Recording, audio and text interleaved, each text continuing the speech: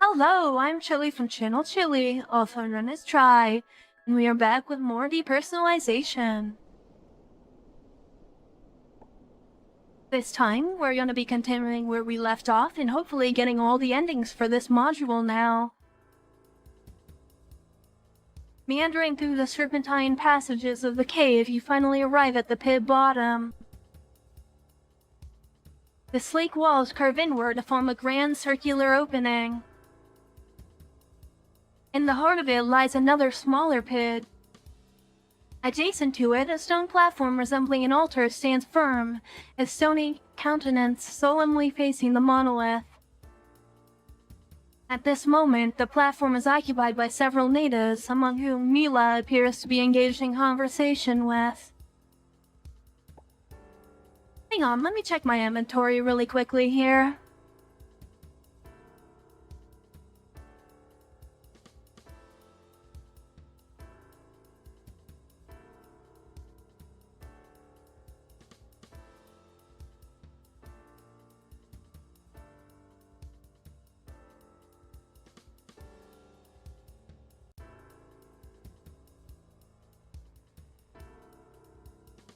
Okay, we don't have anything that we can, equip or anything. Actually, I do have something I can do here.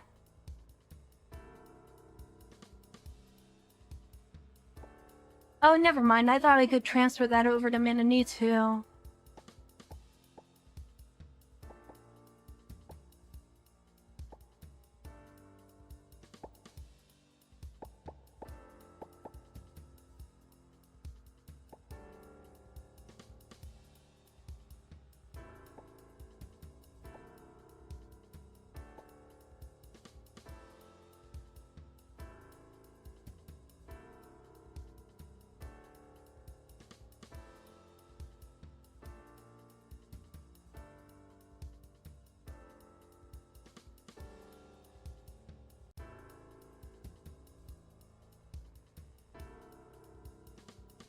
Oh, okay, so we kind of have, the best thing we got here.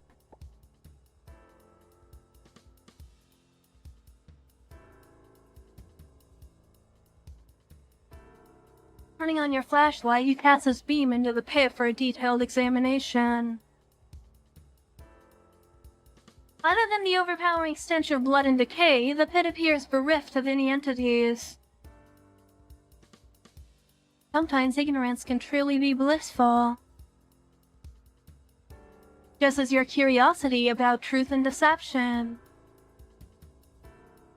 The real question is, are you prepared to confront them?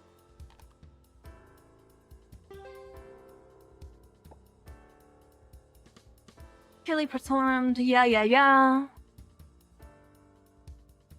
In alignment with Harkins' final words, the barren pit becomes a maelstrom of human figures. You seek staff from the gray matter site, individuals garbled in native attire, and prisoners adorned in their uniforms. Among them you spy out Harkins gesturing at you. Observe the silent motto and witness countless faces of the departed. In synchrony, they all turn to you, their visages etched with despair and suffering, barring Harkins's. Then their faces morph into yours, and then everyone raises their hands to point toward the distant monolith. As I predicted, are you indeed equipped to face what lies ahead before your eyes? It's nearly time for the final act. Sir Windmill Chaser?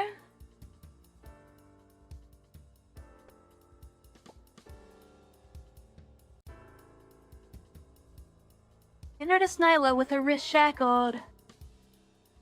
She is deep in conversation with a tribesman who bears the unmistakable air of leadership. His countenance is stormy as his tone, angrily questioning Nyla whilst he remains unflippantly calm. Isn't it too late for regrets now? I held up my end of the bargain. Your people did leave here, didn't they? Our agreement was for safety and departure. not transformation into mindless monsters. Wishes don't come true without payment. That's only in fairy tales, right? And becoming Night Gaunts was part of your pact with him, wasn't it? Enough. Reveal the cure for the Black Blood Syndrome at once, or you'll do what? Just like you did to my staff? If I have no desire to finish our deal, do you really think I'd return to the pit? There's just one small favor you need to perform first. Our gaze shifts towards you, and that she's been aware of your presence all along. These insignificant individuals should be left oblivious to the imminent events, shouldn't they? Following her gaze, the chief glances irritably at your direction before making an abrupt upward gesture. Immediately, the tribesmen around and hiding monsters spring into action, forming a constricting circle around you. And here we go, combat time.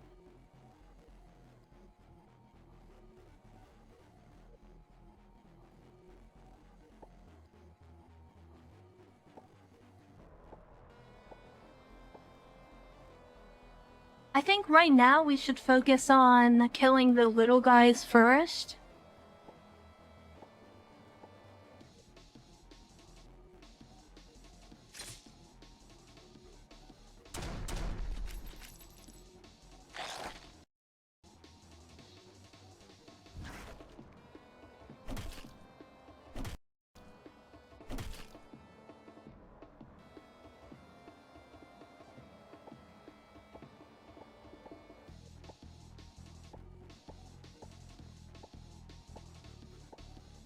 Our raking did huge damage on them, though.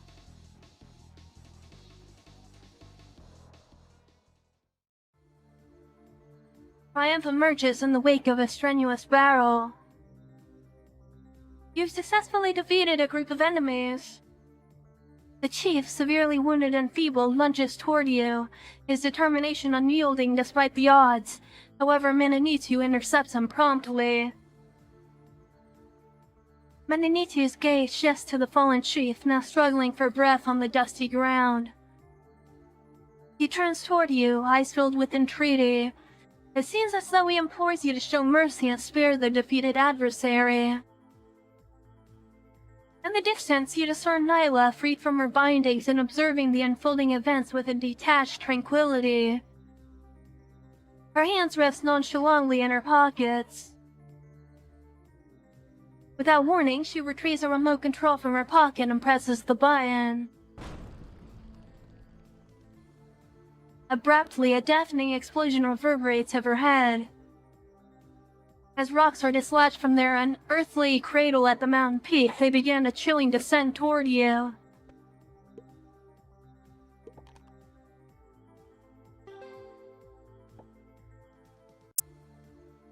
With remarkable agility, you manage to dodge the falling rocks and swiftly navigate toward a safer location where your companions are gathered.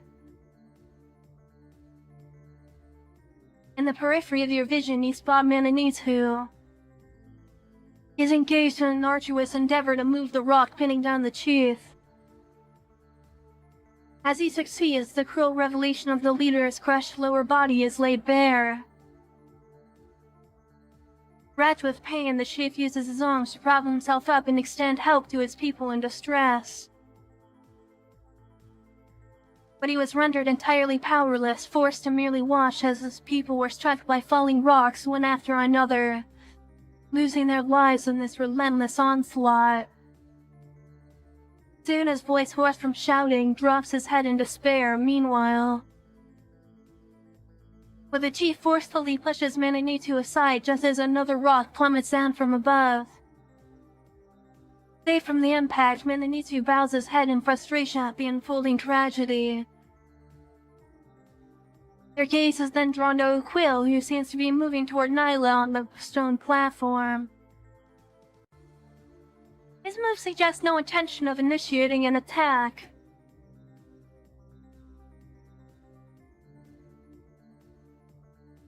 Most of the monsters and tribesmen have been either killed or injured. The lucky few who evaded death's cold embrace either scavenge through the fallen rocks, search for survivors, or cower in corners, their bodies shaking from fear and shock. A barrier of rubble blocks the entrance to the cave, imprisoning you within this pit of despair. Nyla and O'Quill stand on the stone platform, their focus riveted on the black monolith before them.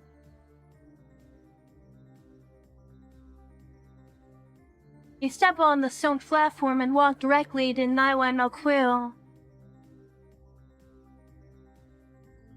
Nyla uncorks a jar she'd procured from the control area. She injects the blood into O'Quill's body. O'Quill trembles under the blood's influence and slowly fastens the mask onto his face. It's about to come, O'Quill, finally. Nyla turns her gaze toward you, her eyes still calm.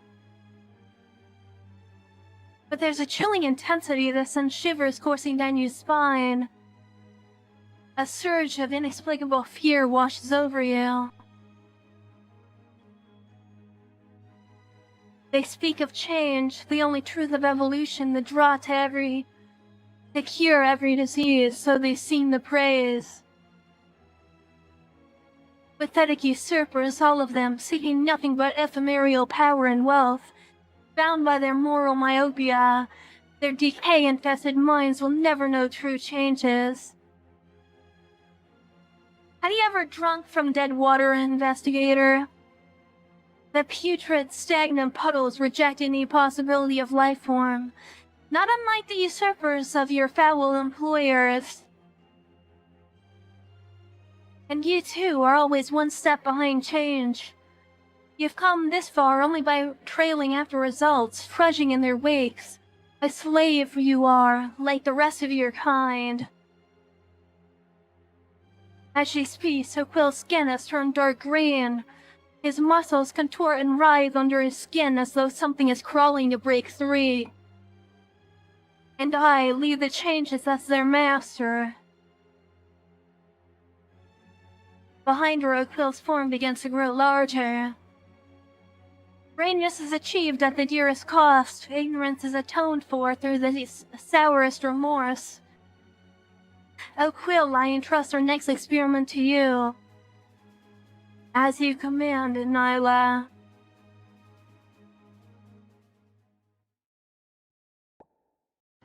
And that's O'Quill now. He's a nasty little fella, isn't he?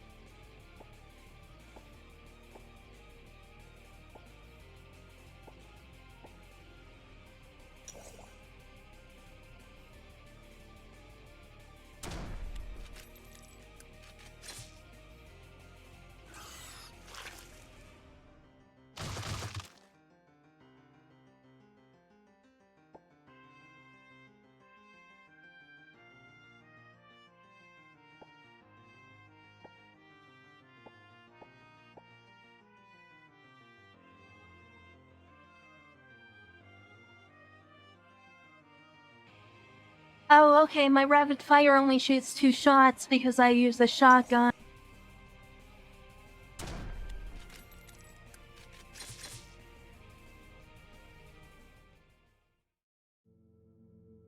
You successfully overcome O'Quill and fought valiantly to protect Nyla until his last breath. All his resistance dies away into nothingness. Beside him, Nyla, wounded, crouches next to his body, a hint of pity shadowing her expression. I guess my expectations were a bit too high at the beginning. She rises to her feet, stumbling slightly, and makes her way to the edge of the stone platform. Once stable, she offers you a wry smile. I'm curious about your next choice, but it doesn't concern me any longer. With those words, she pitches backward off the edge, disappearing into the sacrificial pit. The Wicked Witch is no more, but you, Sir Windmill Chaser, still hadn't found a way out of this place. Are you yearning more than ever to escape from here? And get away from me?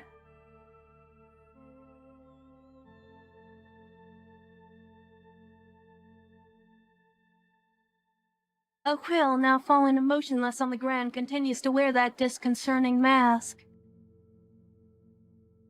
Has his expression found tranquility in the throes of demise?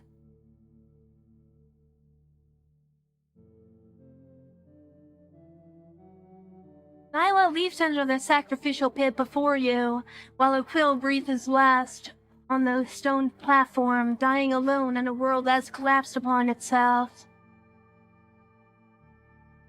Nearby, the stoic facade of the monolith begins to fracture, an immense crack crawling upon its surface. Around you, victims of falling rocks are everywhere. The former passage, which might have offered escape, stands blocked by an insurmountable wall of rubble. The way out seems shrouded in uncertainty.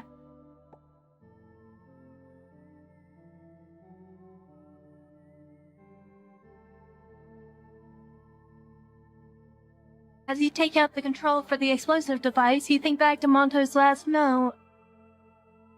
If we allow the Signetics to leave the island and infiltrate our world, Black Blood Syndrome will spread like wildfire. To be or not to be? Which do you think I'll choose? Are you ready to make the ultimate sacrifice by destroying the monolith? Even if it means trapping yourself eternally in this forsaken place?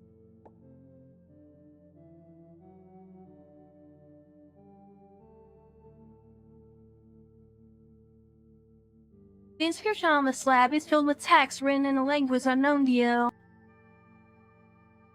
When you take it up, you feel as if a hushed voice is whispering directly into your ear.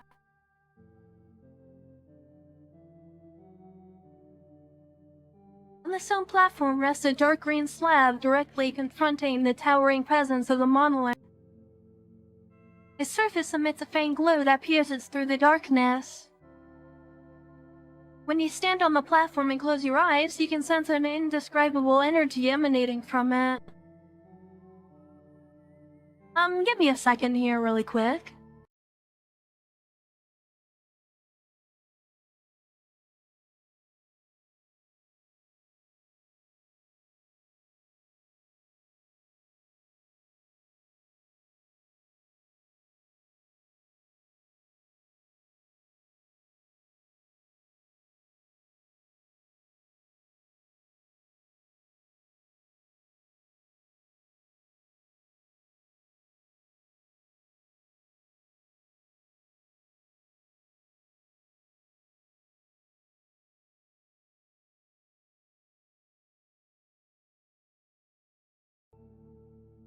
Alright, okay, I see. Yeah, we have to destroy the monolith. I wanted to do this ending first.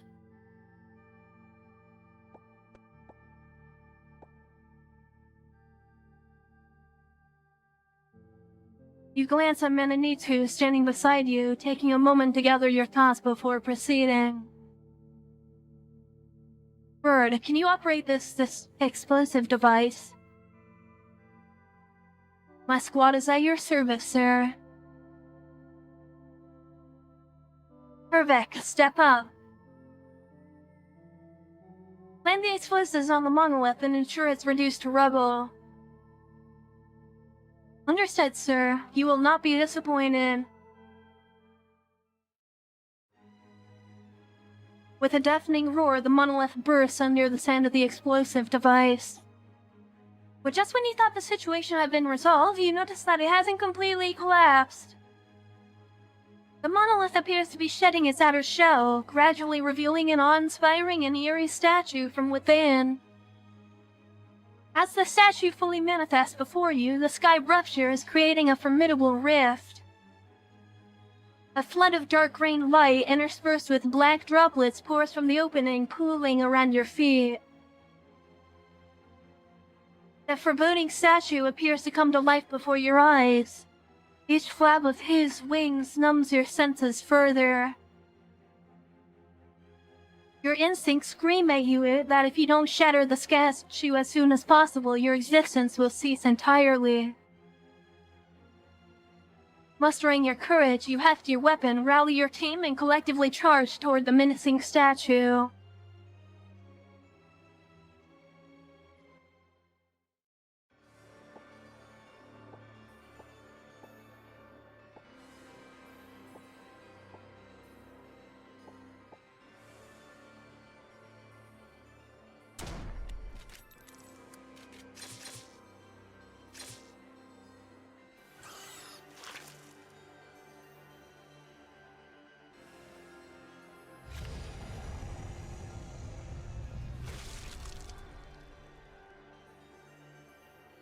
Okay, so just so you know, that would have instantly killed me. If I didn't have the key card Hurricanes gave me.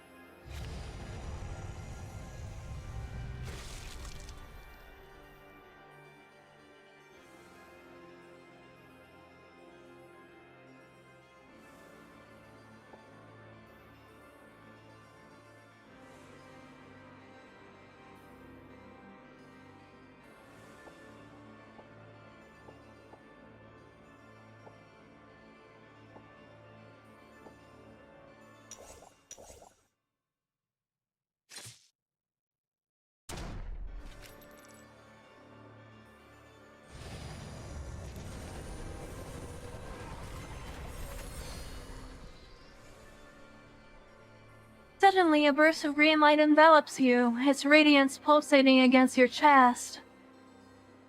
An immediate stiffness takes hold of your body as an overwhelming sense of fear and suffocation sets in. You feel your existence being systematically erased, overwhelmed by the oppressive luminosity. Just as the fear threatens to consume you entirely, a faint illusion appears before you. It stands as a barrier between you and the relentless onslaught of the light. Harkins? They will unfold in better ways than we could have ever hoped for. My lord, how could I have missed the climax at the end?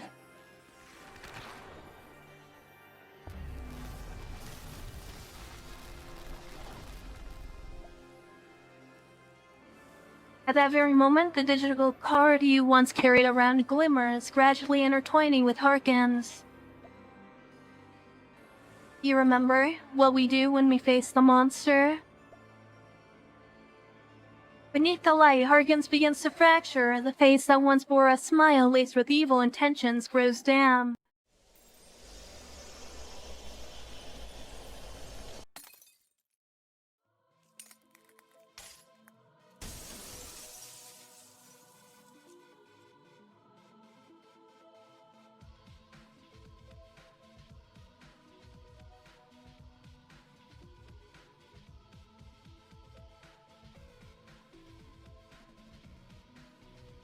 Okay, that's pretty cool.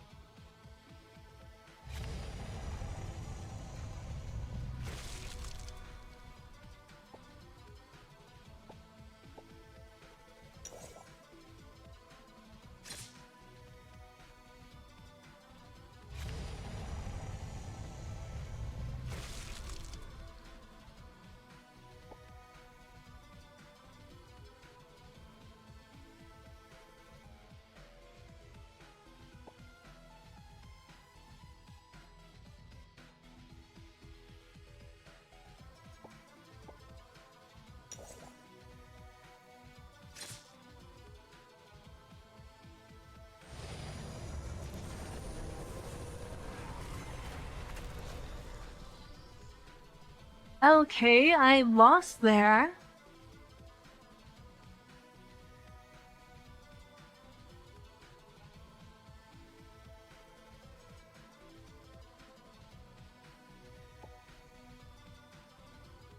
Okay, I guess I just don't have a high enough DPS, it looks like.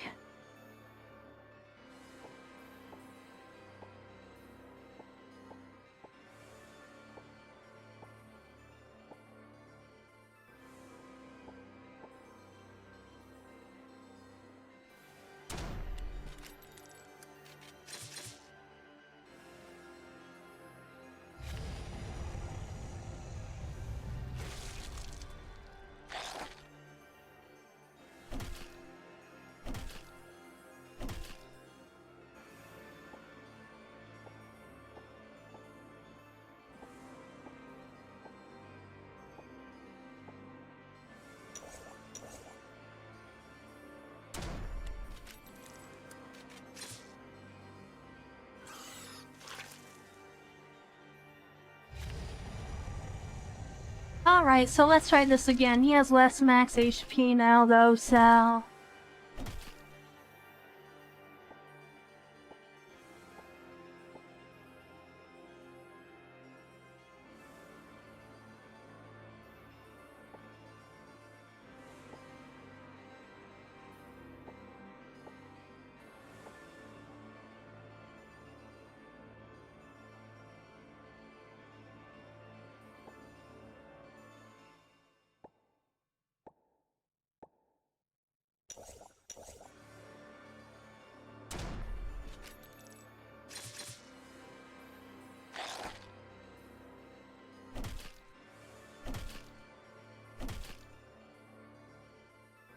Damn it, I got him down to 6 HP.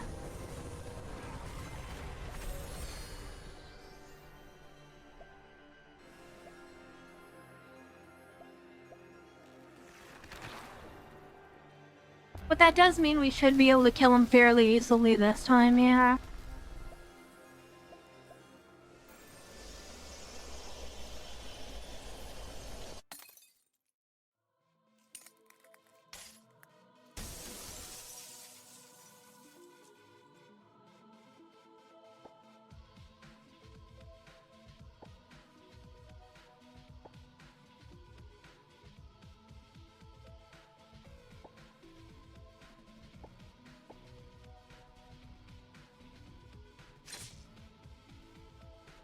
And there we go, we got him.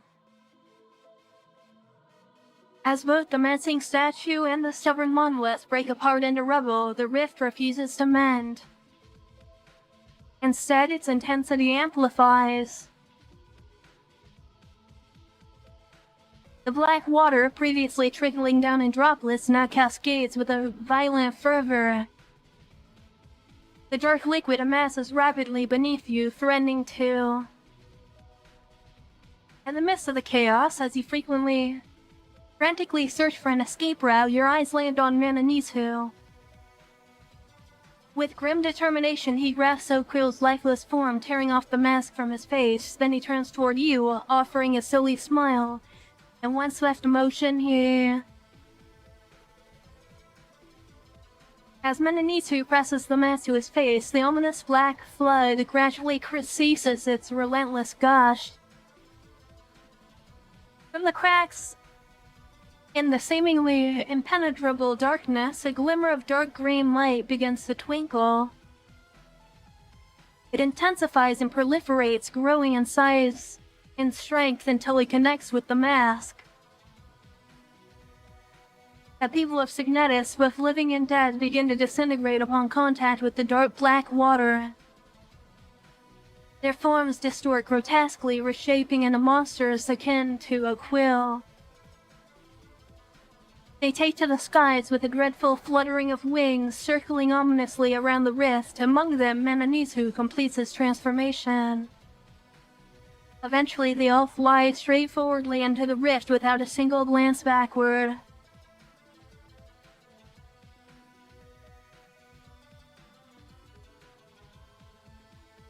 As the last of the monsters soars into it, the rift begins to seal itself. You and the team are trapped here, potentially forever.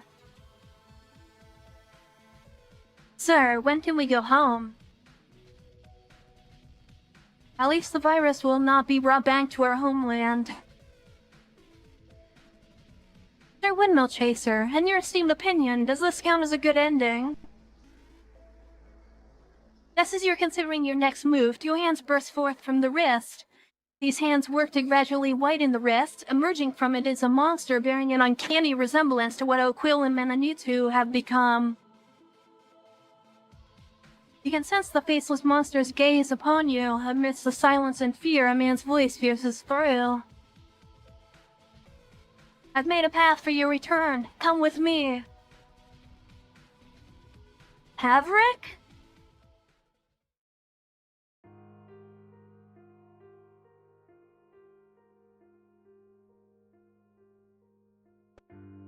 Enter into the unknown and leap through the rift in the hope of return. Without further hesitation, you and your team rush through the rift, filing through one by one. Yet Helene remains stationary. Her fingers are intertwined tightly with the creature's hands. Ultimately, there is no choice but to render Helene unconscious and carry her with you through the rift. Thank you. Farewell, good sir. Your absence will indeed cast a shadow of loneliness over my existence. And yet, I find myself wondering, does this qualify as a happy end? A brilliant, blinding light floods your vision as you step through the stone doorway. It's an overpowering luminosity that obscures all else, leaving you momentarily disoriented. As your sight gradually adjusts and the glare subsides, you find yourself in familiar territory, the control area. Yet something is amiss. Glancing toward the observation window, you cannot find the monoliths at all. You pen down the final sentence and close your notebook. Your investigation of the Moonshade monolith is now fully documented. When this notebook is opened again in the future, the reader might be your children, your successor, or perhaps even the invisible hand in the next conspiracy. But naturally, that is not something you need to concern yourself with at this moment. Upon leaving the island, you and your team strangely recovered from the Black Blood Syndrome after defeating the statue. Regrettably, the Subnettis couldn't escape their destiny in the end, and sometimes you still find yourself reminiscing about Mananitu and his smiles. All plants from the island were eradicated as they were all found to be a source of the Black Blood Syndrome. Once again, humanity has thwarted its own path towards self-evolution or self-destruction. In yesterday's news, a significant breakthrough has been achieved in the cure for Black Blood Syndrome. Meanwhile, Blackfield Corporation has filed for bankruptcy. Conflicts are erupting in fresh territories with new resources waiting to be discovered and exploited. Yet you find yourself unwilling to dwell on these matters any longer. You plan on visiting the local bar to reconnect with friends you haven't seen in a long while, intending to fill them in on your journey over pints of beer. At the end of your note, you inscribe a cryptic sentence, as if the ghost named Harkins has once manifested at your side. Sir, is the world faring any better? After more than a month of isolated scrutiny, Helene finally managed to get herself out of Blackfield in one piece. You do, however, wonder about the possibility of Haverick's coordination in it. Upon her resignation, Helene seeks shelter at a nursing home, where rumor has it lives another Liz Harkins' mother. Uncertain of her mental status, you decide to pay the nursing home a visit. There, Helene gives you a warm welcome, as if you're just another visitor she has never met before. After some conversation, you find it shocked that she seems to have lost all recollection of her career in Blackfield and the accident at Grey Matter site. Now that you're just a new face to your former companion, you don't see any reason to linger here to reminisce. Upon departure, you witness a man with a bouquet in his hand, coming to her direction from the corner of your eyes. He stride out of the nursing home without a backward glance.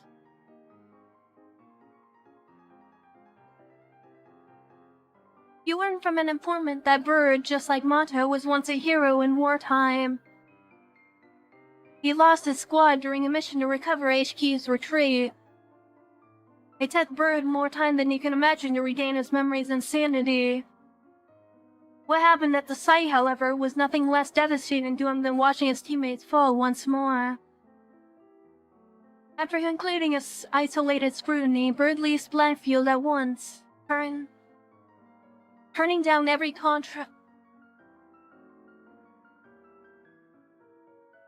contract from other mercenary or security companies. He disposes of all his weapons and volunteers to live a homeless life while roaming around the world. You will seldom hear any word from this old man as he wanders about. He's found lying cold on a beach at a remote bus station eventually. You will discover him. There's a calm smile hanging on the veteran's lips. Perhaps he has found true peace in death after all his struggles.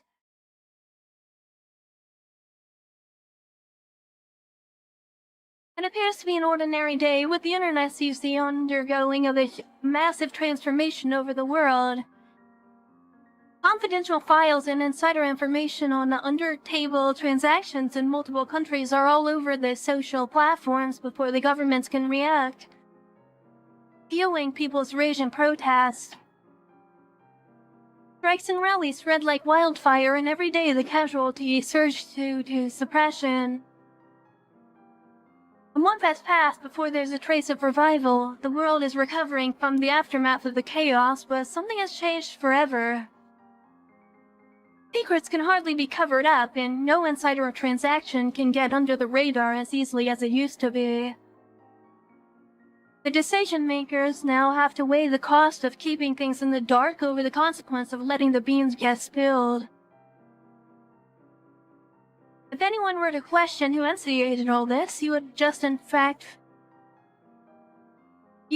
respond with a smile. In fact, you didn't do anything other than insert a USB stick into your computer and participated in a magical wedding. Intriguingly enough, the wedding march echoed simultaneously around the world that same day.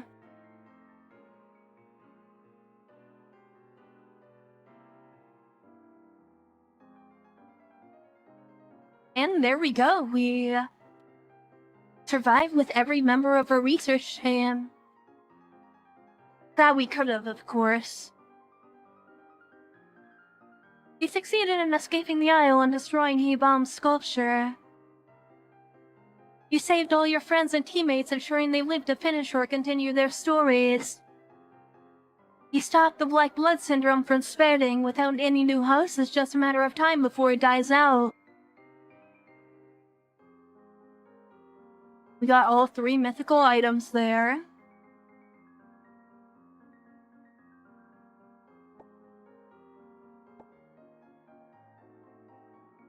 Let me double check really quickly here.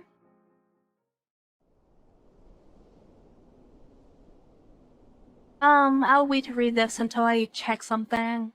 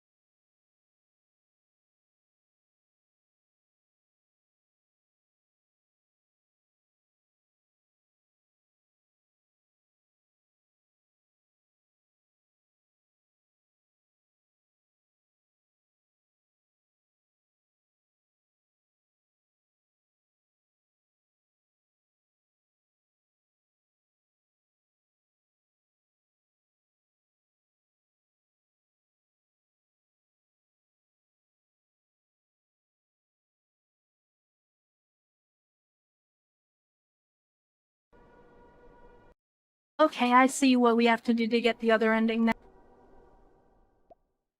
At the desk Why were you told Sothoth about the experiences of this trip? A bomb is one of the few existences that will not actively interfere with space-time. He's very keen to hide in the dark and observe everything in the world. As the dark side of knowledge, his shadowy information affects the surrounding space. Under the If's influence, the barrier between reality and illusion breaks. For victims, their consciousness will become an anchor point. They'll be connected to the dark dimension. Dark dimension holds memories and emotions of the departed collected by Ibam over eons. Thus victims see visions of the dead and their inner demons materialize. What is the relationship between Signetis and the tower and Ibam? From the root, the Signetis are the children of Ibam. From Ibam, the civilization developed by the Signetis is a degeneration. He longs for the return of his children. Baoik is trying to wake up the lives of the Signetis. For the Signetis, their identity has been alienated. The irony is that Ibam doesn't want Signetis to sacrifice their tribe. But this is the way the Signetis think they can avoid the punishment of the gods. Sothoth, is this a good ending for them?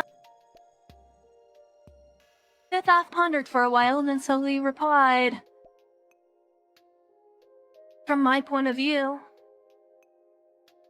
the fate of a person is like a web of intertwined cycles. It has ups and downs with peaks of joy and valleys of sorrow. But it never has the real key to the end star. And you will be touched by the joys and sorrows of individuals. But you must not sink into it. Your mission is to keep writing these things forever. I know. Sothoth seems to sense your loss and said softly. But as long as the story goes to the end normally, it won't be a bad ending.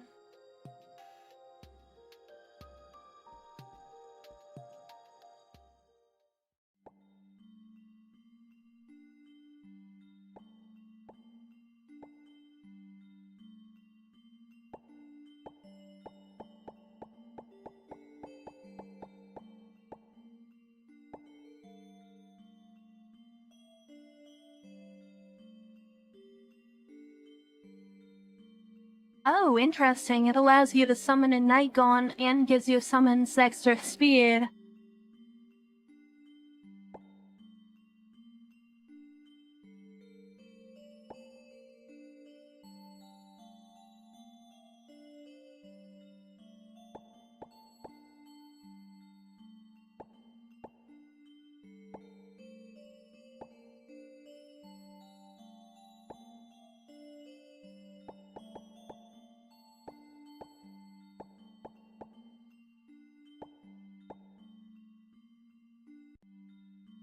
I think I'll keep Luca here with the plasma gun for now.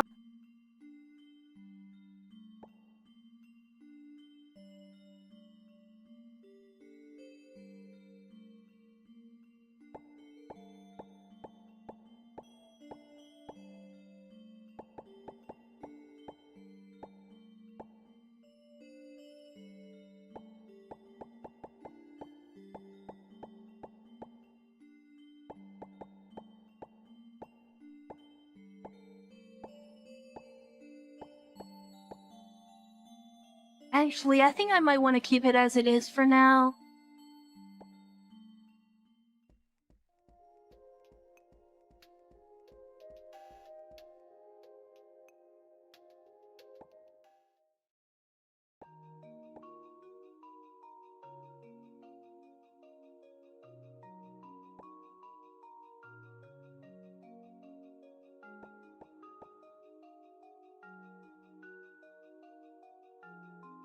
Alright, let's see what we can do here really quickly.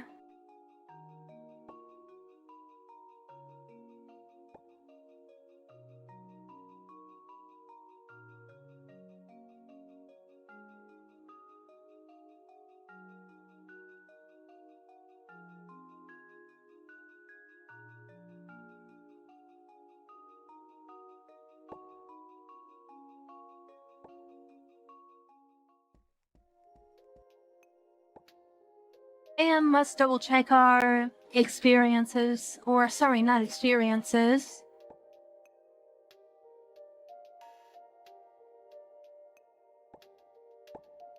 Let's double check our profession enhancements here because we get a new one.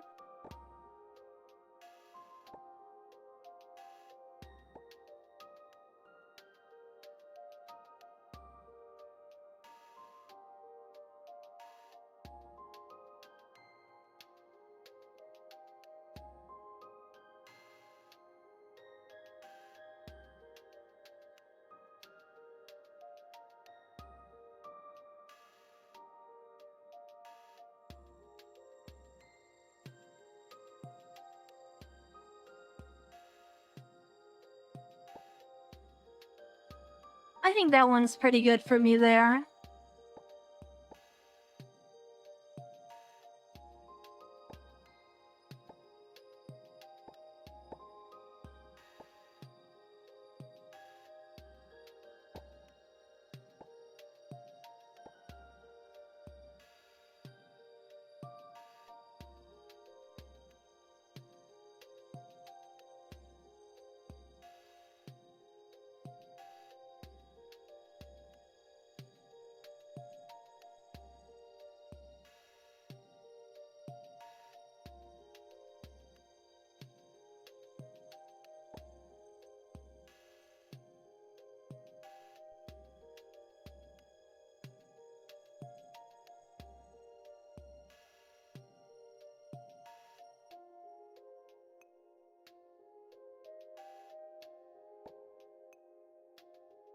Okay, I think I want to go with Spurred there.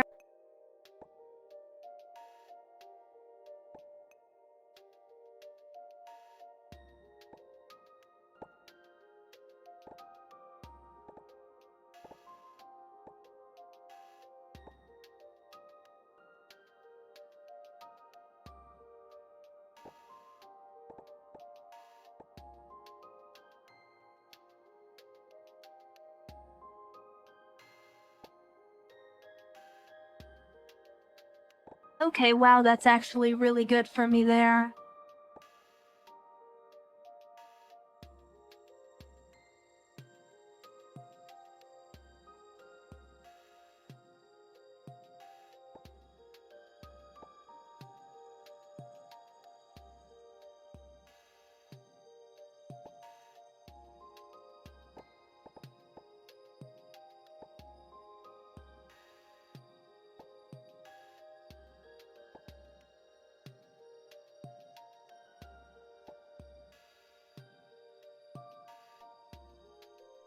Alright, I think that's good for me there. And this one really shouldn't take very long. I should easily be able to do it in the 10 minutes we have here. Also, this one does not have any unique traits we can gain.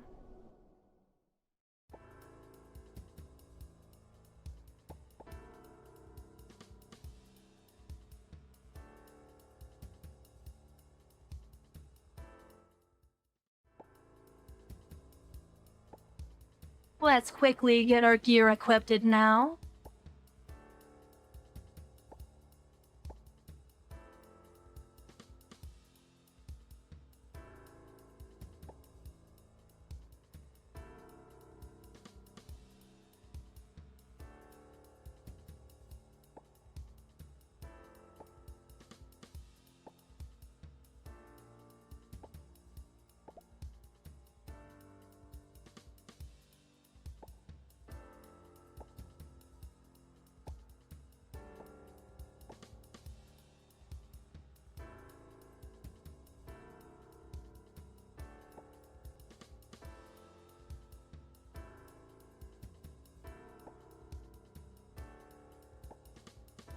We don't really have to worry too much about going through dialogue or anything, since the sending is just basic now.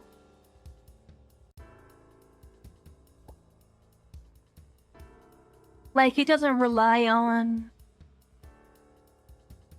any special actions or anything.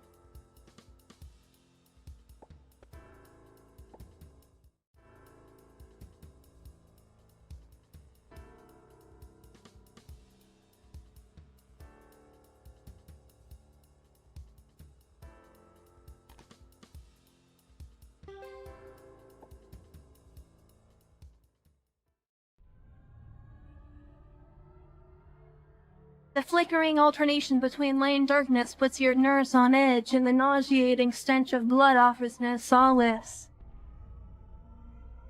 Perhaps you should try to be with darkness rather than fighting the primal terror. You close your eyes.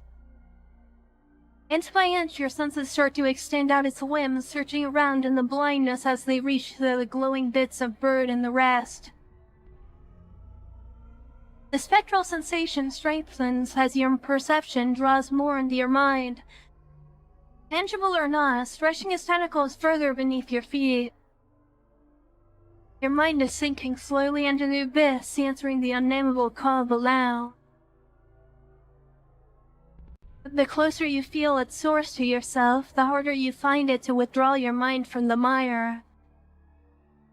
Your sensation tells you that you're exposed naked to an indescribable dark space like an ant drowned in the sea. Beneath your feet lies a dark green road, its vibrant hues gleaming with otherworldly beauty. You notice that the road's end gradually ascends into the sky, twisting and stretching like a distorted Tower of Babel. In a sudden moment, you sense a gate slowly creaking open, its movement accompanied by a total tremor beneath your feet. The tremor hints at the approach of something significant, a presence or force that is steadily drawing nearer. A peculiar sensation arises. You become aware that your feet are gradually being submerged, as if slowly soaked by an unseen force. Simultaneously, a whisper gently brushes against your ear, its words nearly imperceptible.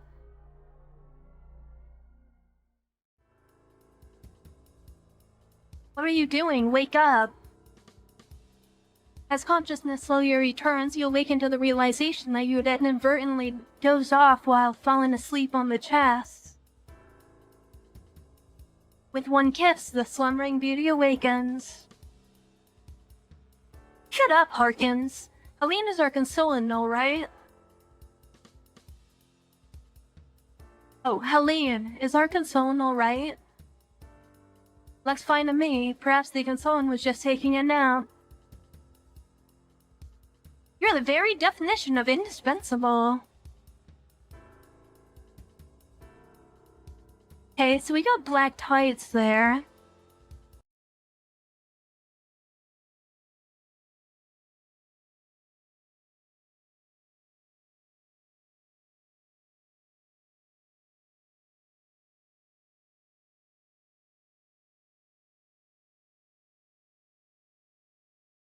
One second, sorry, I'm looking at something we need for an option I missed.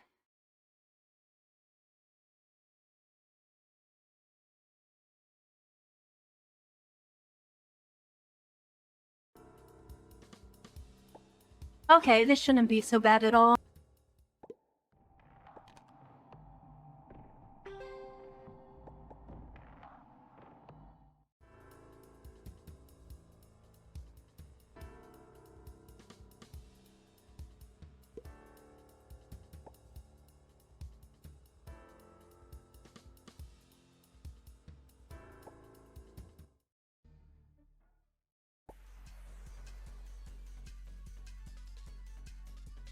Wow, I'm not equipping a weapon. Wait, never mind, I don't want to equip a weapon.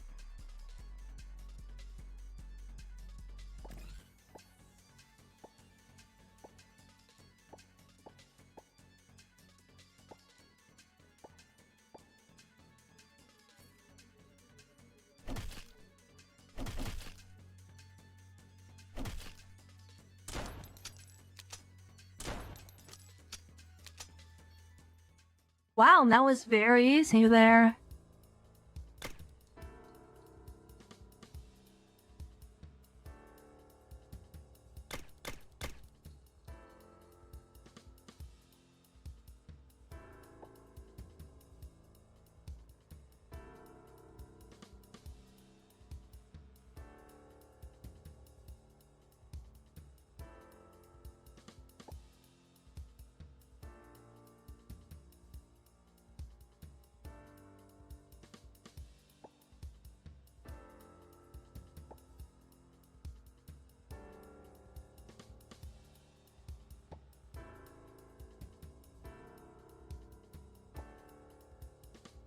Alright, let's get through this quickly here.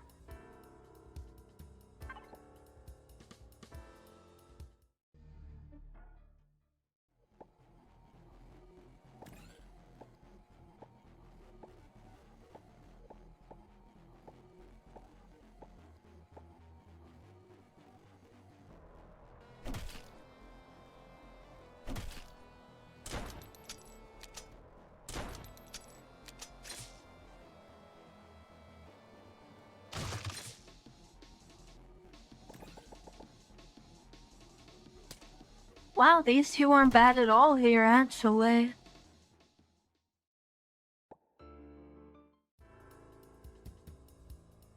And here we are on the island again.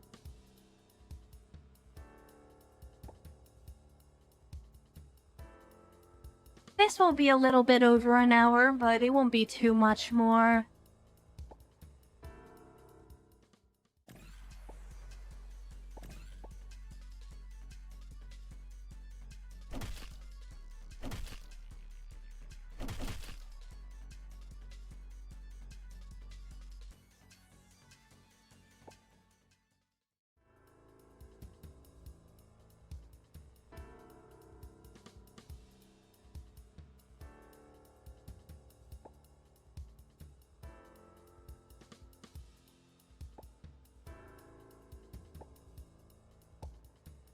Well, at least we got a good unarmed weapon there.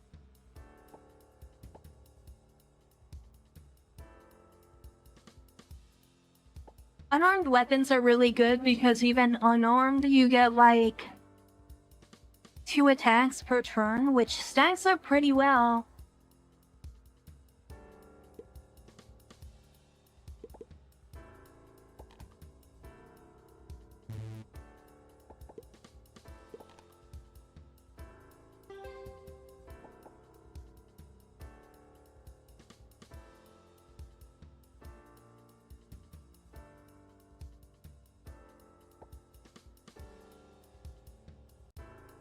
But yeah, I should be able to beat this in about an hour and 10 minutes or so.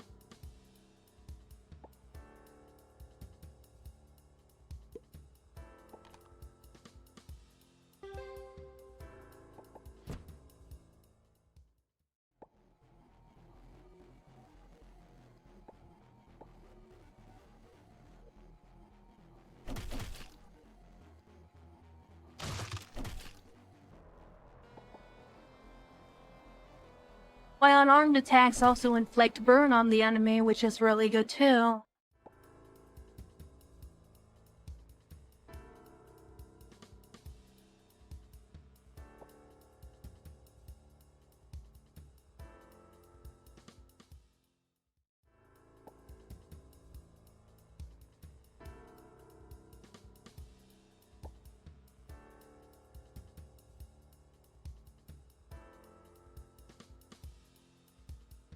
Because yeah, we can just rush through here fairly easily.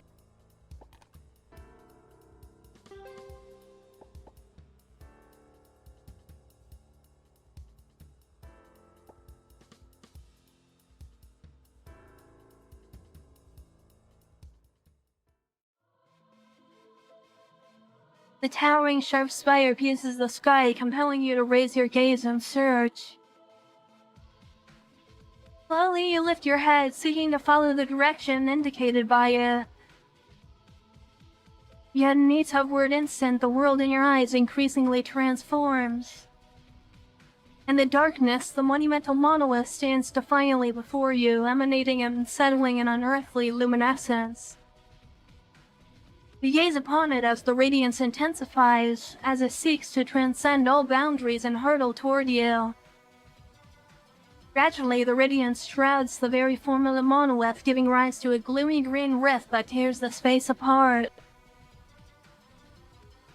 At that moment, you feel your feet abruptly engulfed in a surge of black tides. Rising swiftly above your knees, your thighs and your hands hanging at your sides. Yet there's nothing you can do but passively take what's been given to you. Just as the tide is about to reach your chest, Mananitsu awakes you. For Before regaining full consciousness, you hear your own voice whispering. The blood and sacrifice shall thou attain immortal abundance, offering all in reverence to the Master of Moonshade.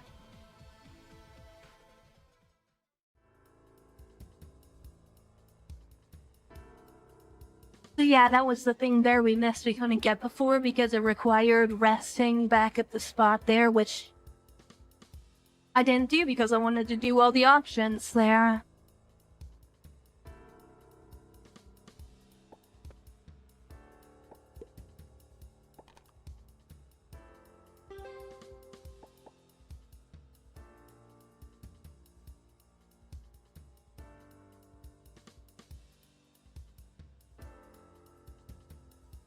Alright, and now we have to fight the chief again.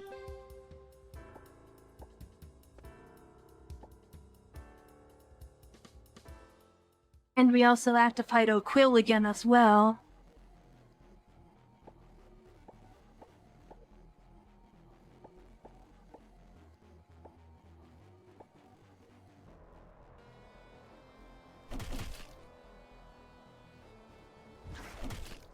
Oh, that's why. I just forgot to bring my other character, Luca, along, period.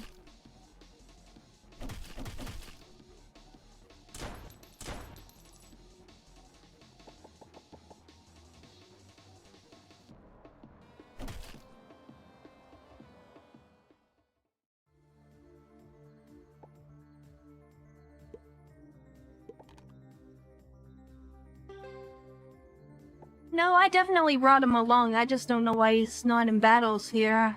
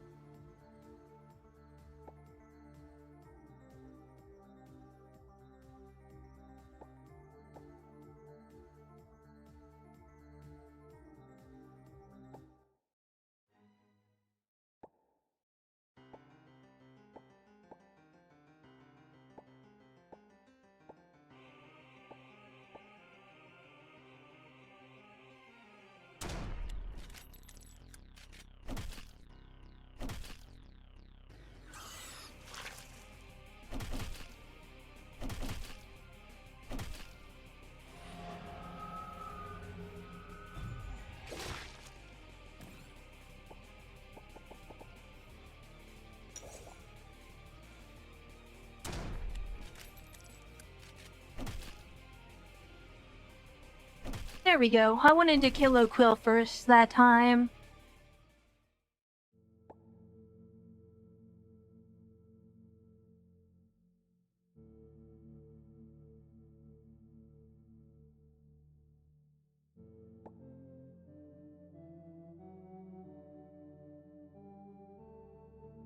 And now we can sense the platform here because we did all that stuff before.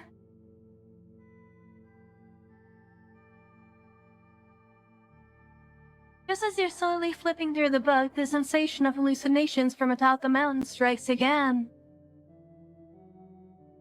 Now you finally stand before the monolith and your illusion, while the drowned black tide starts to engulf you once again. Through blood and sacrifice shall thou attain immortal abundance, offering all in reverence to the Master of Moonshade.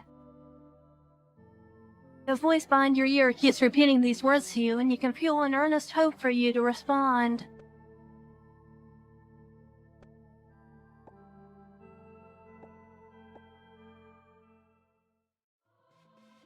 At some point, you find yourself mimicking the whispering voice, repeating the cryptic phrase as if it were intended for you all along. As the words leave your lips, you feel yourself becoming a mere observer of your own actions, and now seem to serve a singular purpose, to appease the cracks on the monolith grow wider, accommodating a surge of black tar that gushes out from within. As you bathe in his black blood, an odd feeling of purity envelops you, yet you realize you're not one of his children. Through blood and sacrifice shall thou attain immortal abundance, offering all in reverence to the Master of Moonshade above. is waiting for his children to return to his embrace.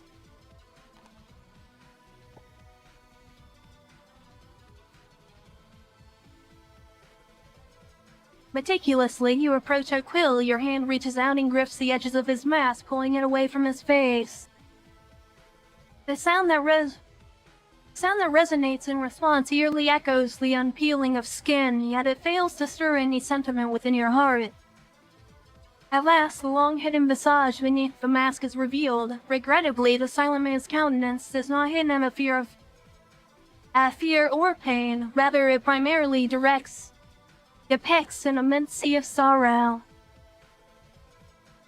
Then you turn to Mananitu, holding the mask in your hand like a grim promise. He stares back at you, paralyzed by an inexplicable fear, yet he does not resist your actions. Before you press the mask to his face, Mananitu shows a silly smile once again. This time, however, you perceive his smile as saturated with stupidity and repulsion. The friend. After he mutters these words, he forcefully affixes the mask onto Mananitu.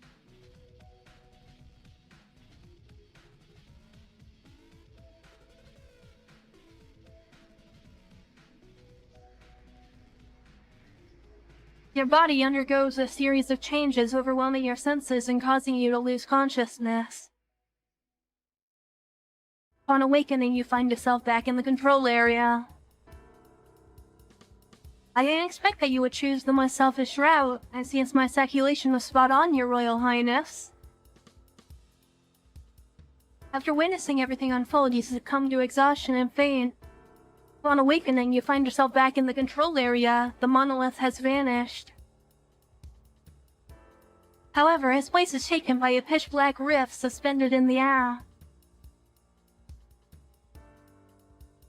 The room descends into darkness as you switch the lamp off. You still find no solace from the blackness, but at least insomnia no longer troubles you.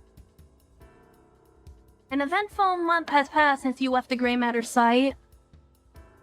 The issue of Black Blood Syndrome has been actively divulged by Blackfield themselves. Maybe they just can't conceal it anymore.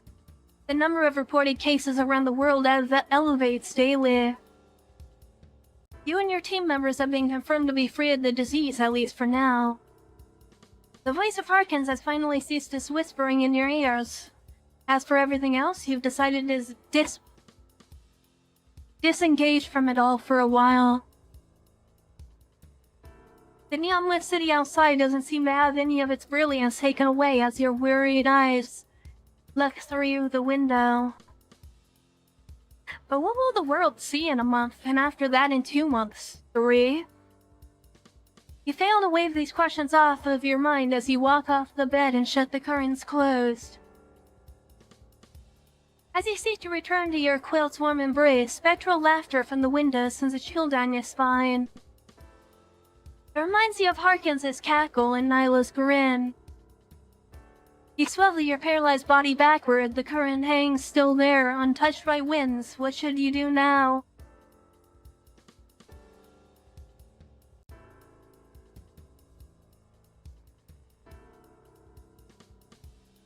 You succeeded in escaping the isle, but failed to repel the nightmare.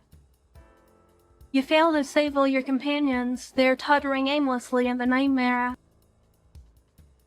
You fail to stop the Black Blood Syndrome from spreading. Its shadow shall forever loom over your world.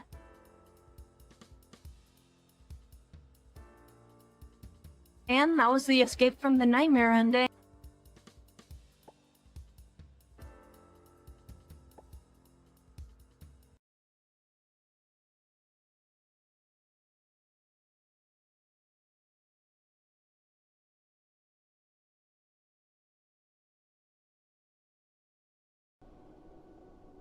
And yeah, that's both of the endings for that module there.